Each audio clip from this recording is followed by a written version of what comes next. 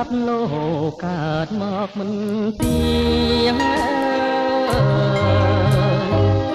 ជួនរាំងហើយភ្លៀងជួនថ្ងៃហើយយប់មើលស្លាប់មករងមិនចេញឈប់ជីវិតចំពុកតែរឿងទុក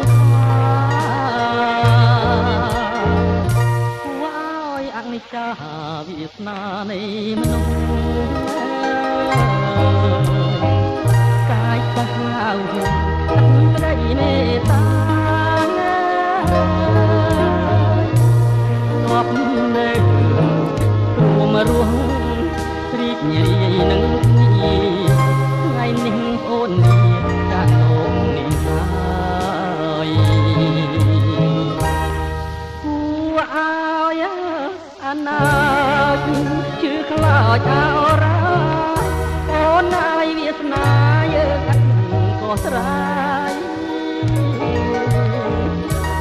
ពេលនេះអូនស្លាប់ចោលមកទៅហើយមានសង្ឃឹមឡើយបានជួបមុខគ្នាសូមមានខាត់អូនបានសោយសុខថ្ងៃនេះទៅមុខបងនៅកំព្រាកម្មកាយចង់រៃតាមកដល់ទីហើយរងវេទនាបណ្ដាពីលោក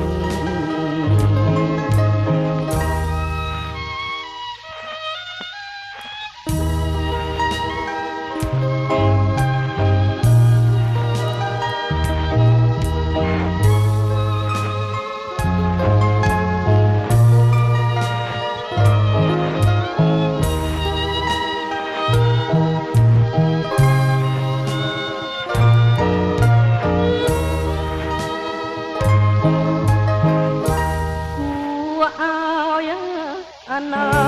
គតជឿខ្លោចអរ៉ាអូនហើយវាសនាយើងអត់ក៏ស្រាពេលនេះអូនស្លាប់ចោលមកទៅហើយមានសង្ឃឹមឡើយបានជួបមុខគ្នាសូមមានខាត់អូនបានសោយសុខថ្ងៃនេះទៅមុខបងនៅកំព្រាកម្មកាយចង់រៃតាមមកក្នុងទីហើយរងវេទនាកណ្ដាលទ្វីបលោក